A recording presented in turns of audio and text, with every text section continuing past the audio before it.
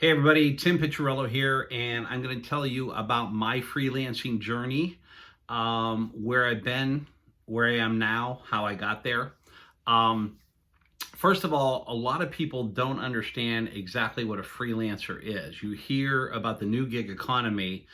We've heard about that for a number of years now, and what people don't realize it's this is December of 2019, and in less than a decade, some say in as quickly as 5 years, the majority of the workforce in the United States will be freelancers because companies are realizing that it is cheaper to outsource specific tasks, specific specialized tasks to freelancers that are, specialized in those particular areas.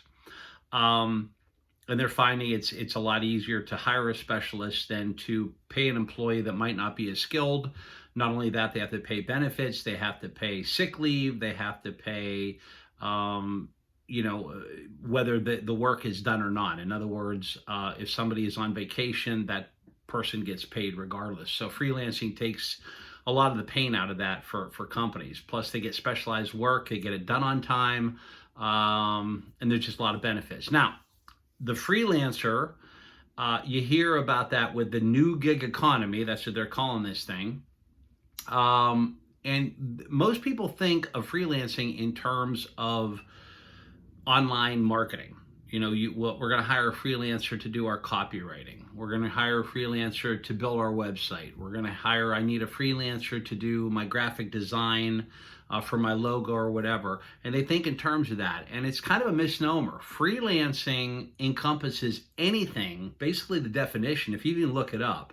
I think Google's definition is where you don't go to a structured place of work every day and work for the same boss. Okay, it's basically the two parameters for whether you're a freelancer or not.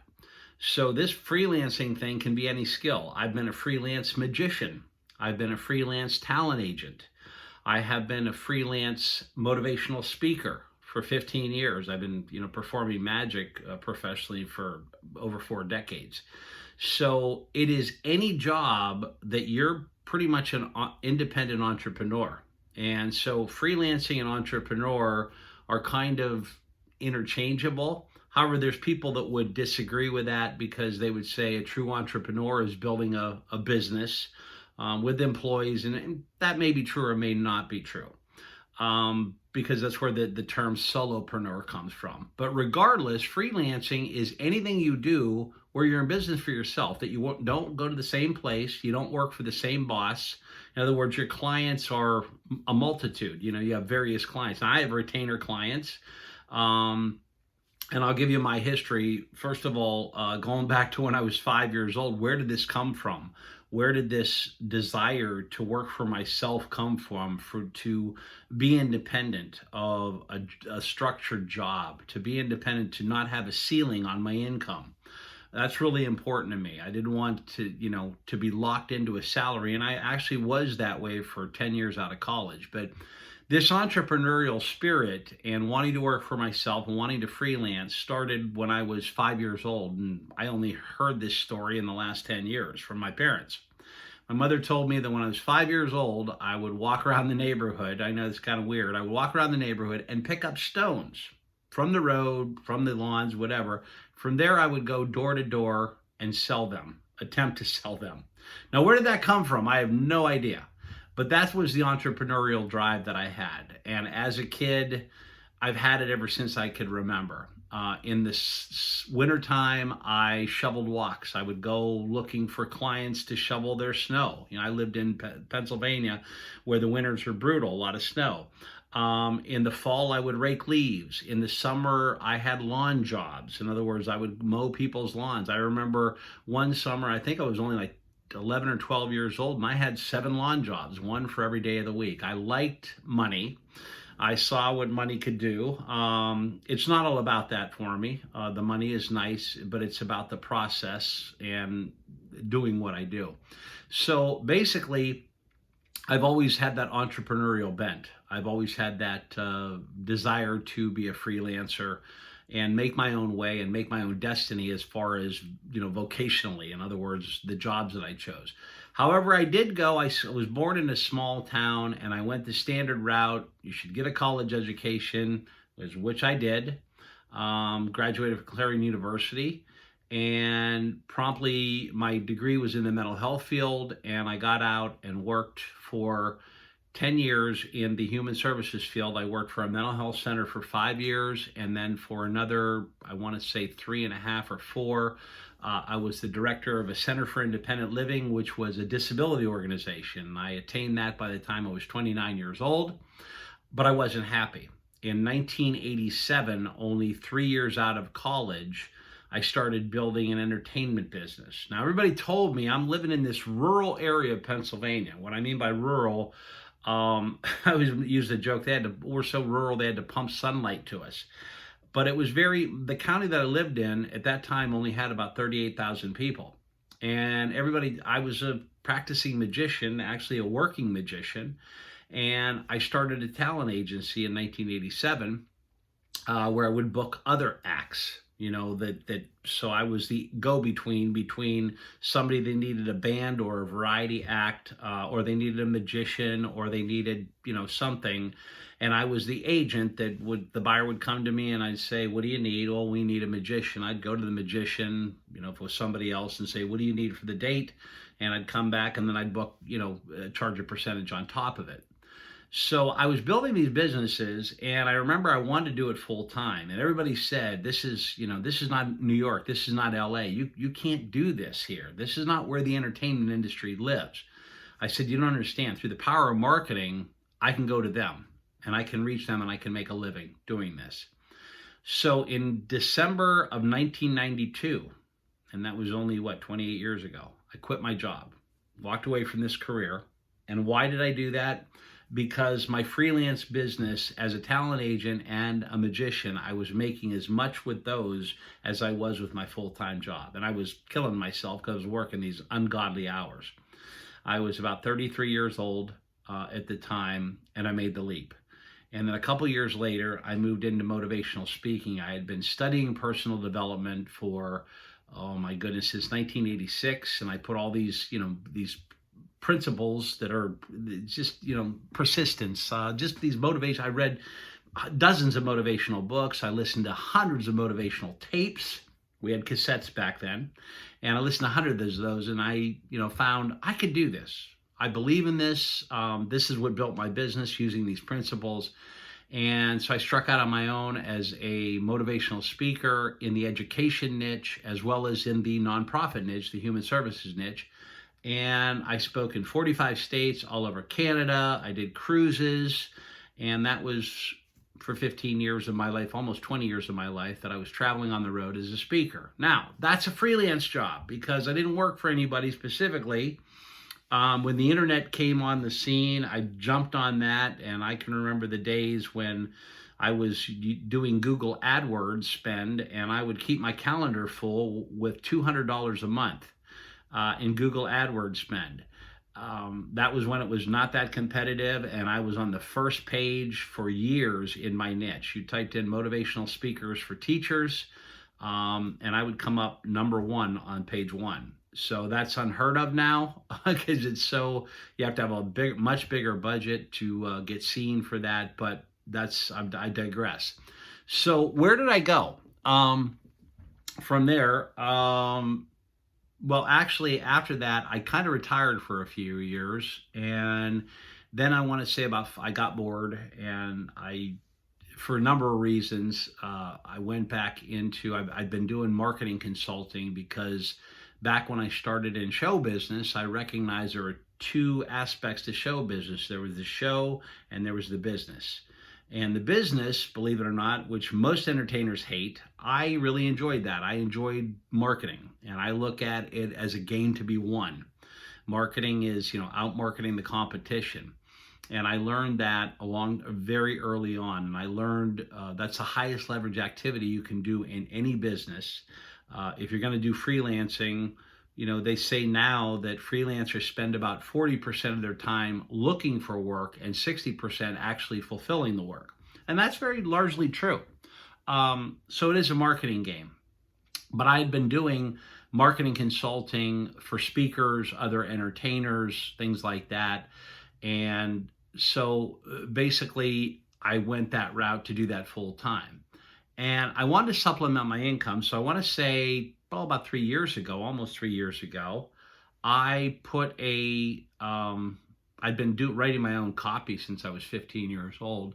So I put a profile up on Upwork and uh, started getting work. And I, have a proprietary way of doing that. How I got known on Upwork, how I got top rated in a very short period of time. Um, and if you want to check that out, the link, I have a course to that. The link is in the bio down here in the YouTube thing. You can check that out, yourfreelancingdream.com. Sorry, Tyler, I told you I wasn't going to do it, but I'm doing it anyway. You can edit it out. Anyway, I found out I could write copy. I found out I was really good at it. I'd done it. I'd never done it for anybody else, but I started doing it for clients. And to date, I've done it for dozens of niches. It's a huge part of my business. Where I write everything from landing pages, web content. I'm an email specialist, things like that. So how did I know, Tyler had asked me, how did I know what was the right time to be a freelancer? I knew at a very young age. But you know what?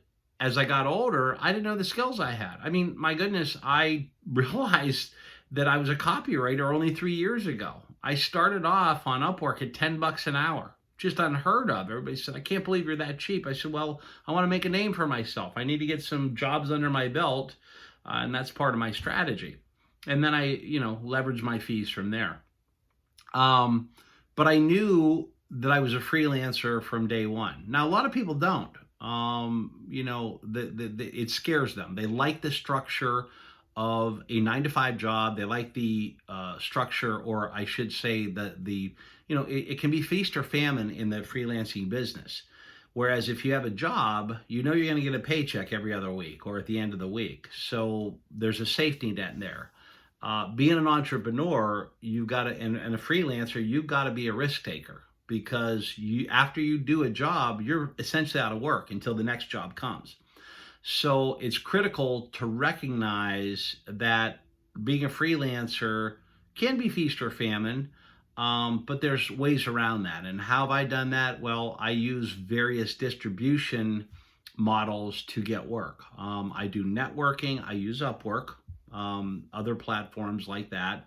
There's a number of them out there right now. Tons of them, actually. I think there's probably like 75 at least.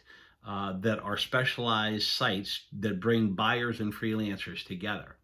So I use that. I also do social media marketing. I do referral. I actively, seek referrals. I do networking, and it keeps my schedule full. I prefer to go with retainers, although I do a lot of one-off jobs, but I have several retainer clients. So the right time, when it's like, you have to know, you just have to make the leap, and you have to overcome that fear. How bad do you want it? As a motivational speaker, I learned a lot by studying all this stuff, and fear is the biggest thing that holds us back. That's the worst 4-letter word in the world. It keeps us from doing what we want to do, being what we want to be, and having what we want to have. And what I learned is the only way to get rid of a fear of doing something is to just do it. Just go after it. And, something's around the bend. If you're really passionate about, the passion for what you're doing has to override the fear. See, when I jumped back into this business, I married wealthy a number of years ago, and then left that marriage. And because I'd given up my businesses, I'm a generator. I need to work. I need to contribute. I need to be creative, because the business I'm in is a digital marketing consultant and copywriter, is all creative. And I love to watch businesses grow and be a part of that. So that passion has to override the fear of that safety net of, a 9-to-5 job, and going in there and saying, okay, this is business as usual, and I'm going to work here 40 years and get the gold watch. Well, that doesn't work too much anymore. But there's a risk involved with freelancing, and you got to know. You just got to know, this is what I'm going to do. When I quit my job to go into show business full time, I pretty much knew this is, I'm not getting another job. I'm going to make this happen. And that's what I did. So the passion has to override the fear. Um, so another question I got asked, it said, you wear a ton of different hats: motivator, digital marketing consultant, copywriter. That's a lot of work. Why so many different services, and how do you juggle all your tasks and responsibilities? Well, when you're a freelancer, you are, there's an old term, an old saying, the chief cook and bottle washer. So it all comes back to me. I'm the project manager. Everything, I'm the guy that's got to go after the work. I'm the I'm the marketer, right, for my business. I am the bookkeeper. I am the fulfillment guy. Now, I don't do that because I hire freelancers myself. That's my back end marketing. I have people writing for me sometimes, writing for my clients, writing for me. I just hired a guy today to do a blog for me because there's only so many hours in the day, so I can't do everything myself. So I use a lot of freelancers, right? That's my back end. Even though I'm a marketing guy, I have a back end marketing department. I have social media managers, I have writers, I have web developers, graphic designers, things that I can't do, like web development and graphic design. I don't know how to do that. I don't want to do that. So I hire freelancers to do that. And I'm a marketing guy. So that's how I do it. I hire other freelancers on how to, to do the things that either I don't have time for. Now, I do write my own blogs, but I've been so busy with other client work that I said, man, I better do a blog. And I hired somebody, and I tried out a new writer today. We're going to see how he does.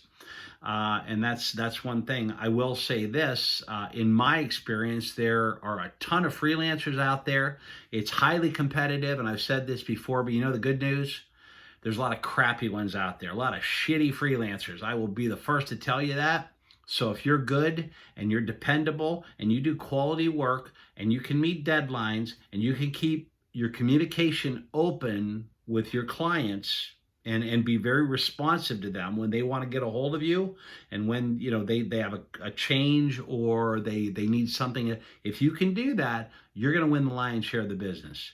I don't care how much competition, there's always room for one more. And there's so many crappy ones out there, believe it or not. I hate to say that, but it's the truth, that if you can stand out and shine and just do those 4 things: put out quality work, be dependable, meet deadlines, and be responsive with your communication to the client, you're going to win. So that's that right there. So that's how I juggle them. Now, okay. He asked me, let's talk about being a freelance copywriter. Freelance copywriting in general is a very broad term because there are people that specialize in different realms of copywriting. There are people that just do blogs and articles, and that, LinkedIn articles, blogs, or articles for other bloggers or online magazines, things like that. They're article writers, and that's what they do. I'm a direct response guy and email specialist. Now, what is direct response marketing? I write essentially sales letters on landing pages and websites where we're trying to build a sales case to buy a product or a service, right? So that's another form, a very specialized form of sales writing. It's called direct response writing. You're talking directly to somebody that would be interested in the product or service you're trying to sell. So it's direct, right to that ideal customer. Okay, direct response writing. Email. There's a lot of email specialists out there that write. There's a number of email sequences where you're sending to what's called a cold email list. And what that means is these are people that don't know you, and you want to warm them up to, buy your product or service, but you're not going to try to sell them on the first email. You're going to provide value up front. And with the second email, you try to just build that relationship. It's kind of like sales in print. It's the same as a direct copywriter or direct response copywriter.